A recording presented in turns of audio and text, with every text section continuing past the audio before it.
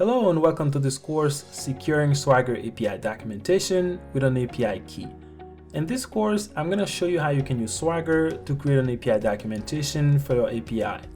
We'll start by defining what an API documentation is, why you would want to create one, why you might want to use Swagger for your API documentation. Then we'll move on to the IDE and I'll show you how to implement and configure Swagger to require an API key for your application. And finally, I'll show you how to build an Angular application where you can send your users to get an API key so that they can use it for your API. By the end of this course, you'll have a solid understanding of what an API documentation is and how to properly create and secure API documentation using Swagger. We have a lot to cover in this course. I hope you're excited and I will see you in the course.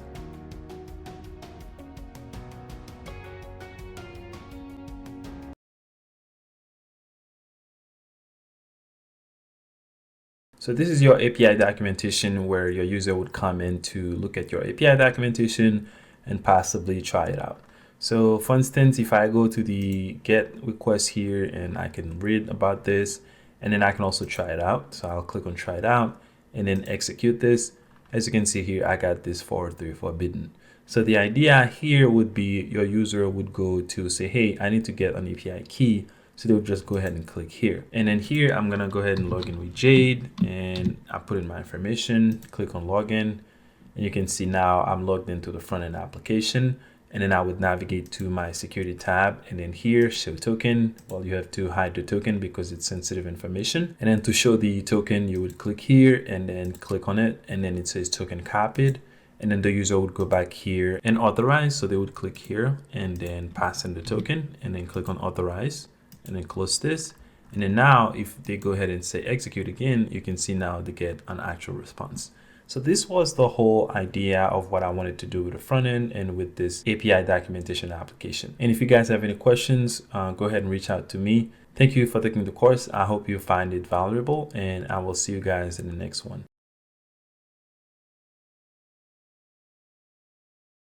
I wanted to go over the prerequisite for this course. And this is really something that you really have to understand as far as understanding how to take advantage of this course. So let's go ahead and get started. So the first technology you need to really understand is Java, because everything is Java based for the backend.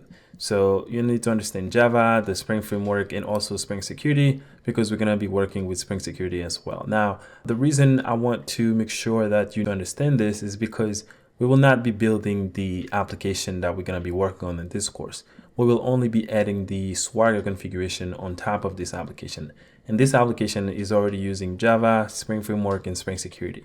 So when I give you the overview of that application, I'm expecting you to understand what the application is doing because we're not going to go into the basics of those technologies. So you have to understand, Java, Spring Framework, and Spring Security to some degree. And then you need to understand application programming interface because this is a concept that we will also be working on since this whole application, at least the backend, is an application programming interface. So you need to make sure you understand that as well. And then JSON Web Token. So JSON Web Token is going to be our API key. And you also need to understand what that means, right? So you need to understand what kind of information a JSON Web Token is carrying and why it's used and things like that. So make sure you understand JSON Web Token.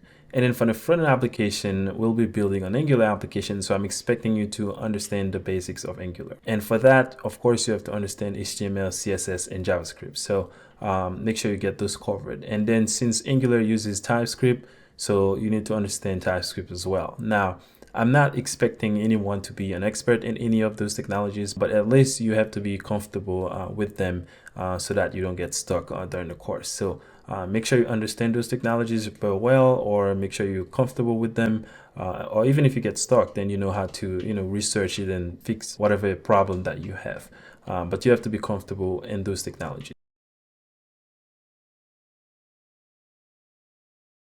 Let's go over the course outline so that you guys understand what to expect from this course. So the first thing I want to say is this course is not a very long course. So we're not going to have like a dozen sections or anything like that. So what you're looking at right now is just a high level of exactly what we're going to be doing in this course. So the first part is going to be for the introductions. This is the part that we're in now, and this is just going to be me introducing the course to you, telling you how to get the best out of this course, etc. And the next part is going to be me going over the concepts with you. So I'm going to be talking about API documentation. What is API? Why do we need API documentations? What are the advantages of having an API documentation, and why you want to do that? And then after that, we're going to cover Swagger. So Swagger is like an implementation of an API documentation, or just an API documentation tool. It's just a tool that you can use to create a documentation for API. So we're going to go over Swagger, and then I'm going to give you some resources as well regarding Swagger. And then we're going to look at an overview of the API that we have. So we're going to start off with some base code, and I'm going to walk you through this code, and that's going to be our API overview. And then I'm also going to go over the security aspect of that application as well. So you're going to understand, what kind of security that the application has in place and what it's expecting from a user trying to access the application in order for that user to successfully access it. And then we're gonna put in the configuration for Swagger. So we're gonna put the Swagger configuration, which is gonna require us to put in an API key in order to be able to access the API documentation. So after that, we're gonna move over to some other Swagger annotations, and those annotations we're mostly gonna be using them in the controller. So I'm gonna show you how you can customize the UI page for Swagger, and most of those annotations I'm gonna be putting them in the controller. And then lastly, we're gonna build the Angular app. So we're gonna start from scratch with that application and then build it from there. Now, as you can see, this is a very condensed, high-level overview of the course, but there's a lot more in this course. So there's no way I'm going to be able to, list every single technology that is being used on here. But at least I hope you guys understand what exactly we're going to be doing in this course.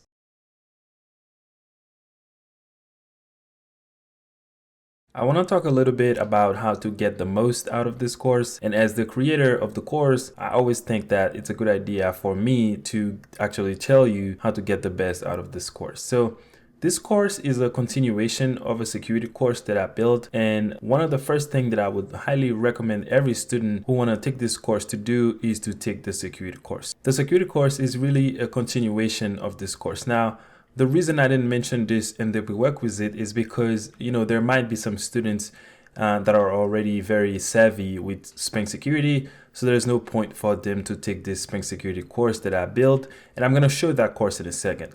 But I would highly encourage everyone, if you're not really good with Spring Security, then you have to take the security course first before you can take this course, because this will cover pretty much everything you need to know about Spring Security and JSON Web Token and how to secure an API using Spring Security and JSON Web Token. And what you're looking at right now is the actual course, and it's called JSON Web Token with Spring Security and Angular. And in that course, I show how to secure an Angular application using JSON Web Token, amongst other things. So that's the first thing I would highly encourage everyone to take. Unless you're really good with Spring Security, then you have to take this course before you actually take this Swagger course, and this will really help you a lot. And even the base application is the same. The base application that I'm using in this Swagger course, that application is coming from the security course. So I would highly encourage everyone to take the security course and then come back to this course to understand how we can add Swagger on top of the security of an API using a JSON Web Token or an API key. The next thing to get the most out of this course is going to be to understand JSON Web Token, because we're going to use JSON Web Token as our API key. Now, an API key doesn't necessarily have to be a JSON Web Token.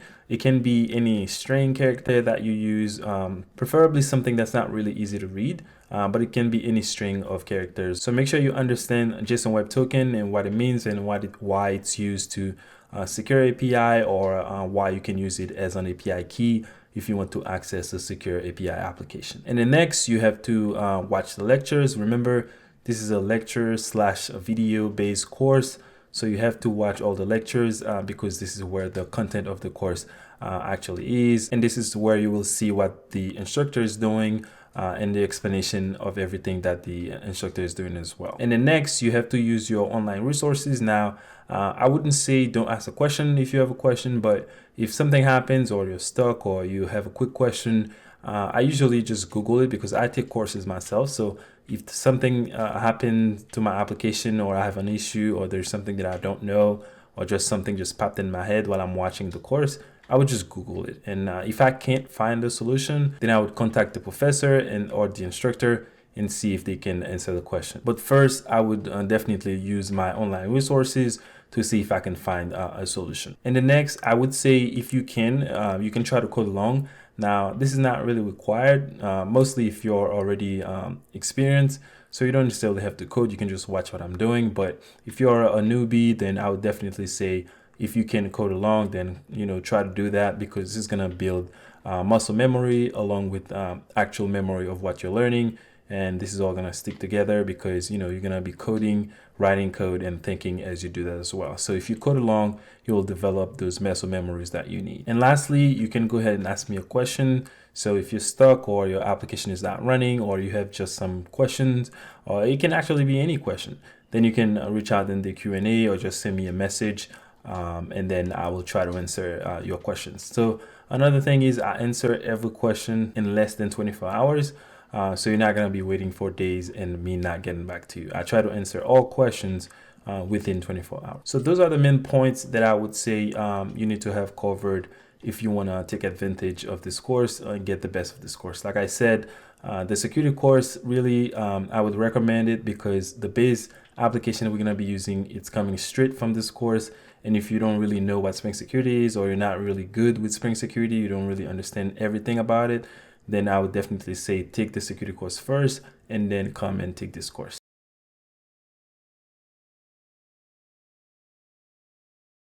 One of the most important questions that we have to answer in this course is, what exactly is an API documentation? So an API documentation is really just something you can deliver to people, and they can use that to understand exactly how to effectively use or integrate with your API. So it's just a way that you're gonna be able to tell them, say, hey, if you want to use my API, here is the link, or here is the URL, here are the different endpoints, and this is how you call those endpoints, and these are the parameters that you need to pass, etc. So it's really just something you can deliver, which is why it says the technical content deliverable, meaning you can deliver it, and it has instructions on how to effectively use and integrate with your API. And I have another more defined definition below, and I'm not gonna go ahead and read it to you, but it's really just saying the same thing. Hey, you want to be able to be as thorough as possible, because there might be people that are not developers, or they're not very tech savvy, and they might still be able to go to your API and try to understand what it's doing, and they should be able to understand exactly how to use it and what it's doing. I mean, of course, they're not going to be able to understand everything like a software engineer or a developer, but they should be able to understand exactly what the API is and what it's doing, and how to actually use it to some degree. So it's really just a way for you to tell people, or tell the world, say, hey, this is my API, and this is how you're supposed to use it. Obviously, this is a very high level summary, but you have to be as thorough as possible. You have to define what kind of information you're gonna give them back, how they need to call your API, if there is any authentication that they need to do, and things like that. So it's really just explaining to people how to use your API.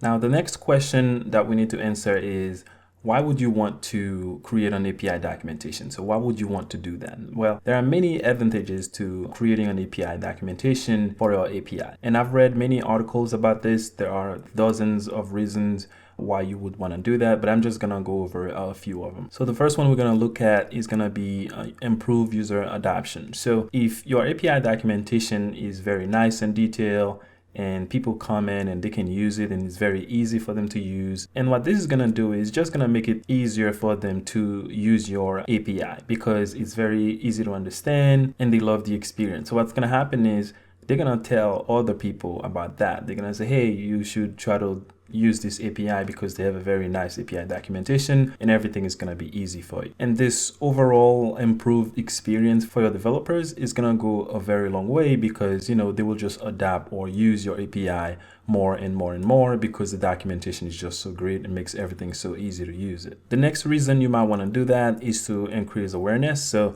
that ties into the first point. So if one person uses your API and they like the experience and they're just gonna go ahead and tell other people, and then more people are gonna come in and use your API, which is what you want in the long run. So those 2 points, they're very close to each other.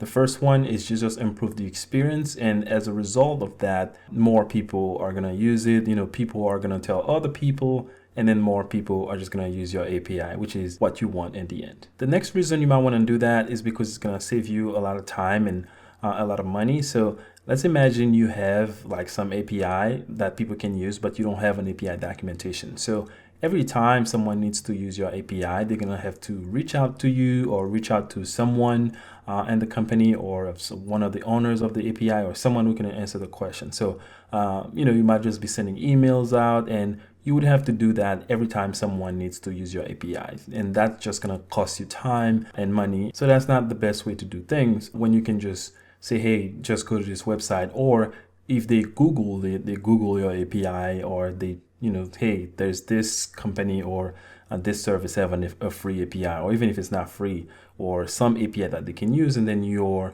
API documentation page will come up. So that will just save you not having to deal with people coming in and asking you directly, or sending you email, or whatever the case might be. So it's gonna save you a lot of time, and with that, a lot of money. And the last point I want to touch on is maintenance. So if everyone knows how the API works and what kind of methods and functions and domain that is supposed to return, that's just gonna make for a better production application. Because in the API documentation, you have to be very, very clear as to what your API is doing, what's returning, what are the domains, like I said, and what are some of the methods, etc. So since this is already clear, it's gonna help developers, internal developers, making your API even better, because everyone understands how the API works. So that's gonna make it easier for maintenance whenever you have to make changes or to improve parts of the API and things like that. And those are just 4 reasons. There's way more reasons that I haven't even read or I don't even know about,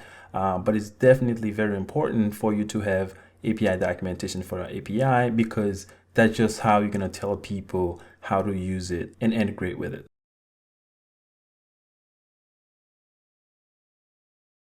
I want to give you guys an overview of the base application that we're going to start with. And unlike all my other courses, for this course, we're not going to start from scratch, because the focus is to create the Swagger configuration. So I'm going to give you a quick walkthrough of the application that we're going to start with. So I'm just going to open my IDE here, and let's take a look at the main application. And by the way, this application is more like an invoice management application. And the idea is you have some sort of a store online or something where like you have transactions going on, and then you have this API where your clients can come and look at invoices and things like that. So this is the main application class. Nothing here has been changed, it's still the same. And let's go ahead and take a look at the resource. So we only have the invoice resource here. Just gonna collapse this for now. And you can see we have the typical REST controller, because this is a REST API. And then we have this injection here where we do the dependency injection for the invoice service. And then here we have all of the typical CRUD operations. So add, update, get a list of everything, get invoices for a specific customer. We can also get an invoice if we know the invoice number, and we can delete an invoice. So that's just typical CRUD operation, nothing too complicated here. And this controller, or this REST resource, is calling the service here. So let's go ahead and take a look at the service. Just gonna click here. So the service is pretty simple. We're just using the JPA repository for everything. As you can see here, it's imported here, and we inject it in this class here. And for saving an invoice, we call the save. To get all the invoices, we call the find all. We can also find an invoice by the invoice number. If we can find it, we'll throw this custom exception that I created, and we're gonna take a look at this in a second. And then we can update an invoice, which is the same as the save. The only difference is we have to pass in the primary key for that invoice. And we can also delete an invoice or find invoice by a specific customer. This application is really very simple. I didn't want to add any crazy logic in here, just keeping it simple, since the point is to just show you how to actually create the configuration for the actual documentation for this API. So let's go ahead and take a look at the repository here, since we're injecting it here and we're calling it here in this class. So the repository is very typical. We just extend the JPA repository past the actual model and the primary key for it. And then we're just using the JPA query language and our method name so that we can get the information that we need from the backend. And all of this code is going to be in the video resource, so you can just go ahead and download it so that we can get started. And then we also have the configuration for security here. So I'm just going to collapse this for now and scroll up. So this is the typical security configuration that you would see for like a RESTful API built with Spring Boot. So we're just allowing here all of the resources that Swagger needs so that we don't black those. And then everything else you need to be authenticated. And this is just the configuration here with the HTTP security. And like I mentioned before, the security course is a requirement for this course. So if you want to understand exactly what's going on here in terms of the security configurations, then you just have to take that course, and pretty much everything is going to be almost the same. I mean, the course is going in depth into a lot of detail in terms of security, but it's a requirement for this course. So we're not going to be going over everything in details here, but really what's going on here, we have this filter that we're injecting in this class, and we pass it in here as a filter before every request. And then we're just saying, hey, for our statement policy, we're going to use stateless because we're not going to be using session or anything like that. We're going to track.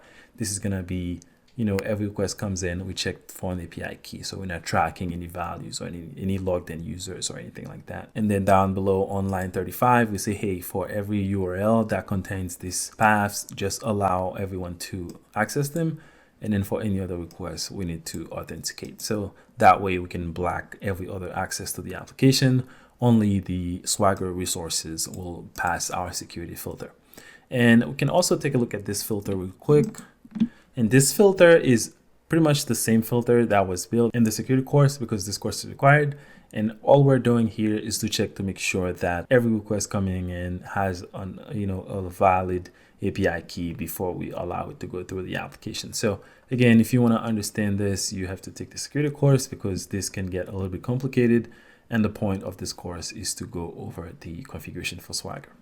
And other things that we have here is this utility class that we're using, and it's using the same library that is used in the security course for decoding, creating token, and validating token and things like that. And we have all of these methods in there. Like I mentioned, you have to take the security course so that you can understand this. So even though you will have this code as part of the course, you need to understand everything that's going on here. And to do that, you have to take the security course, since this course is like a continuation of the security course. And then we already looked at the service. We can take a look at that exception that I mentioned earlier. So this exception is just extending the runtime exception, and it's calling the super constructor. So the constructor in this class passing in the message that we're passing in here. And then we have the invoice entity. So we can take a look at this real quick. It's annotated with @entity because it's going to be saved in a database or mapped to a database. And then we have the typical ID for the primary key, the invoice number, a list of product or an array of products, a customer name, and a total. So very typical, simple Pojo, just trying to keep it simple. And lastly, we can take a look at our configuration. So in our properties file, I have the typical database. This is the JWT secret. Obviously, this is a joke. Our secret has to be very secure and has to be very completely string, not just this word secret. And then I have the credential for the database and some other configuration for JPA. So that's pretty much everything for this application. Again, if you don't know how to create an API, you can take my other courses on API. And if you want to understand the security aspect of this, how we create this security configuration and this JWT filter and this JWT utility class that we're using to validate the token, then you have to take the security course, which is a requirement for taking this course, because in this course, we're going to be focusing on creating the configuration for Swagger. Just make sure you remember that, because we will not be building, all of this in this course. This is something that we already worked on in the previous course, which is a requirement for this course. So I hope you guys understand this. And if you have any questions, you can just reach out to me. If you have any questions, if you want coupons or anything like that, I can give you like a discount on the security course, but it's required for this course. So any question, just reach out, and I'll see you guys in the next one.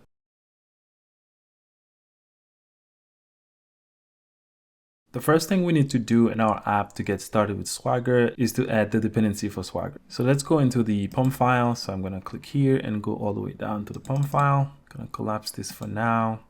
And this is the dependency that we're going to need for Swagger. So I'm gonna uncomment it.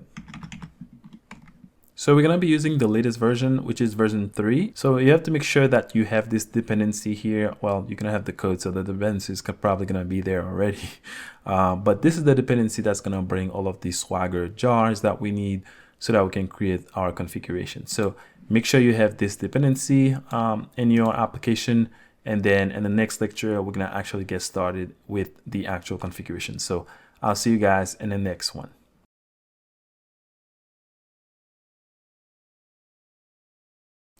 Let's go ahead and add our Swagger configuration class. So I'm gonna go ahead and close all of these tabs that I'm not using. And you can create a new package for this, like a Swagger package, but I'm just gonna go ahead and put it in this configuration here. So I'm gonna create a new class and I'm just gonna name it Swagger config. You can name it whatever you want, just make sure it's something that's meaningful. So first thing we want to do here, since this is a configuration class, we want to put the add configuration annotation on it. So I'm going to do add and then configuration. And this is supposed to come from Spring. And after that, we have a lot of constant that we need so that we can create the content for the page itself. So this is like something that's going to be up to you. Whatever you want to show when someone comes to your API, what you want them to read about the API, and things like that. So I'm gonna go ahead and copy and paste those constant because they're just constant, like there's no logic or anything like that. And then I'm gonna walk you through each one of them. So I'm gonna go ahead and paste them. I've already copied them and put them there. As you can see, they're all just constant. So the first one is the security reference. So the security reference means, you know, what type of access it's going to be, and that's a token access or API key access. In the authorization description, so we're gonna tell the user what kind of authorization that they're getting, and this is like full API permission, because once you get a token, then you can access all of the endpoints. Now, if that specific token was not gonna access specific endpoints, but only like certain endpoints, then you probably would have to change this to be, hey, this can access everything under / whatever, or you know, or only this specific API. And then the scope is unlimited. You know, the scope of the token is unlimited. Once you have a token, then you can access everything. And this is for the contact information. So I put some dummy email here, some dummy URL here for our organization, invoice.com. And then the contact me is going to be like invoice API support. You can click on that and it's going to take you to this email or whatever. So that's just going to be the text of it, I believe. And then the title of the page. So that's invoice management API. And this is the big title that you see like in bold once you first access the Swagger UI page, and we're gonna see that in a second. And this below is the description, and inside the description you can actually put HTML elements. As you can see, I'm doing here, I'm putting this note in bold. So you just put a text in here. You can see I have all this plus to concat the text because it's really long, and inside that string I also embed the actual length that I want. As you can see here, inside the whole string, I put this anchor tag here and then put the actual URL that I want whenever they click to get the actual API token, which is going to be the front end application. Then this is going to take them to this. And, you know, I put the target to blank so that you can open in a new page. And if I'm using this backlashes to escape this other double quote here because we're already inside of double quote. We have the terms of service here. So, you know, terms of service will go here. Whatever you want them to know. The API version, I just put 1.1, but that would be the actual API version because you might have different version. The license, whatever the license is, I'm using Apache here because I don't have an actual license, and that's the page for that. So if they want to use more about the licensing, and the path that we want to secure is going to be like every path in the application except the one that we configure in the security configuration. If you guys remember, so if we go to the security configuration, except those paths right here, because those are needed whenever we try to access the Swagger UI, because it needs to go ahead and fetch some jars and things like that. So we have to allow all of those endpoints by default for Swagger to work. Otherwise, it won't be able to fetch those pages and jars. And then we have the tag, and I'm going to show you what the tag is. The tag is going to be like the text that you see on top of the API before you start seeing the endpoints. So we can have like an invoice tag or user tag or things like that. But since we're only having invoice, and that's the only tag that we're going to have. And I'm going to show you how this is going to come into play. Everything here is going to come into play once we have the UI and I can access the UI and we can see all of those in action, then I'll go and say, hey, this text here represents this and this is that. So you will understand why we need all of these things. And again, you didn't have to create constant for all of this. I just like to use constant because it's a little bit cleaner. And you can actually put all of this in a separate class if you want, like a Swagger constant class or something like that, because, you know, this is just constant, just, you know, it's text. Nothing's going to change on this or every day, or there's no logic in it or anything like that. But I just put them in here and then I can just reach out and then pass them in my configuration. So we just added the configuration class. We haven't actually added the configuration for Swagger yet. And we just put in some constant we're going to need to create this configuration. So I'll see you guys in the next one.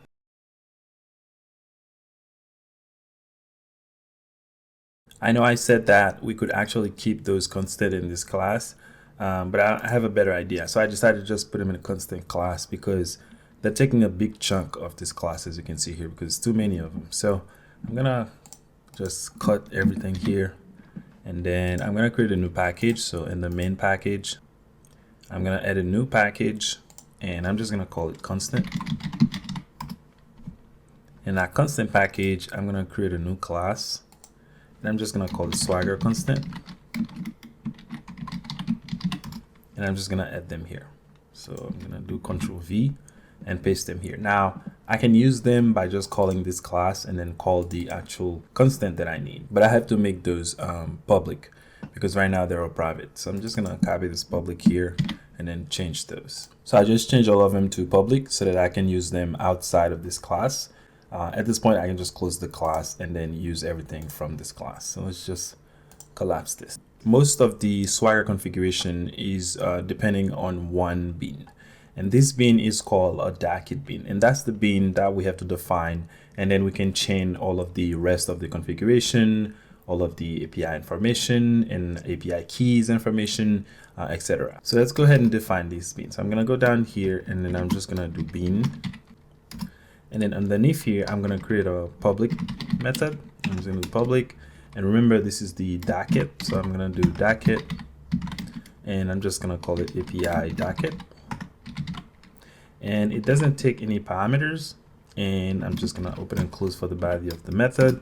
And what I want to do here is just return a new Dakit. So I'm gonna do return new Dakit, and then in here I have to pass in the Swagger version. So I'm gonna do Swagger version 2, and we can click on this to take a look at it. So if I hold Control on my keyboard and I just click that, you can see here it's gonna take us to the documentation for this. So here you can see we're using Swagger 2, not Swagger 1.2. And this one down below is for Open API. So we're not using that one, but we're using Swagger 2 here. So let's go ahead and close that and go back to the configuration. So now we can actually chain all of the information in this configuration, but I don't think that's the best way to do it. And I'm going to show you what that looks like in a minute. So you can actually chain everything. You can do API info, and then you pass in your API information. So I'm not going to just chain everything on that one configuration because it just makes it harder to read and understand. So I'm going to separate this and put as much as I can in separate methods, and then we can just call those methods inside of here. So I'm going to go down here and then I'm going to create a private method. Oops. And this method is going to return the API info. So I'm going to do API info, as you can see here. I'm going to give it the same name, and it's not going to accept any parameters. Open and close curly braces. And what I have to return here is just a new API info. So I'm going to do return a new API info. And then in that constructor, I can actually pass in the information that I need to construct this constructor. And the first one is going to be the API title. And of course, we need to import that. So let's go here, more action, and import static. And another thing I want to do is to just go ahead and import everything from the, let's see, close this. So we have the constant here, Swagger constant.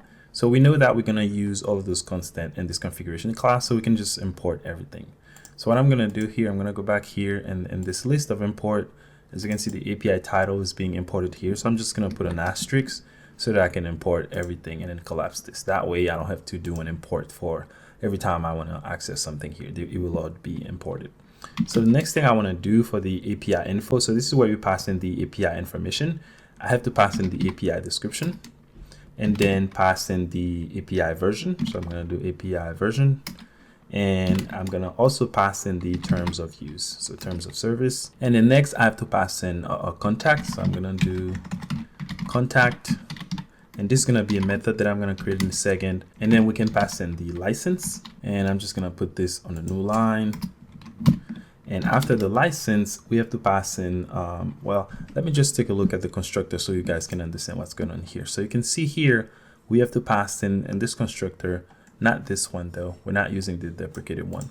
So in this one, we have to pass in the title, description, version, terms of service, contact, license, license URL, and then we have to pass in an array of, or a list of version, vendor extensions. So we don't have any vendors extensions, and I'm not using that now. So we're just gonna pass in an empty list for this. But I just wanted to show you exactly how do I know what I have to pass in is to just read the documentation, or I can just use the quick help from the IDE. So I can do control space, and then it will show me what I have to pass in here. So after the license, we have to pass in the license URL. And then after that, we can pass in the empty list. And this empty list is gonna be for the vendors extension or vendor extension. So we can close this for now, close this constant class, and we can pass in the collection that empty list. Okay, so because we don't have any vendors extension.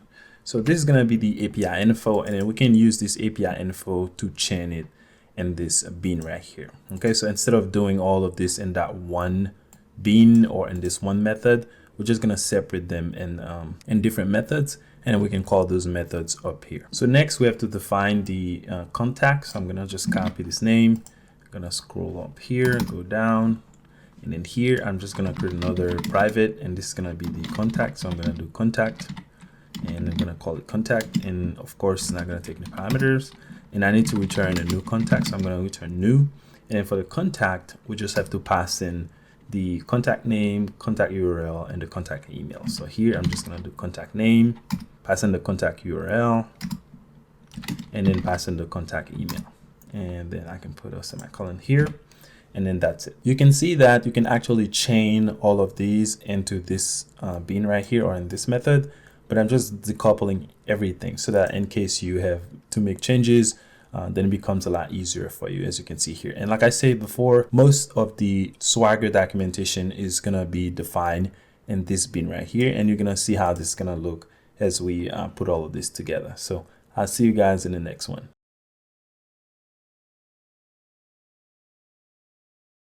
So let's go ahead and continue with the configuration. So what I have to define next is to tell Swagger that I'm gonna be using an API key.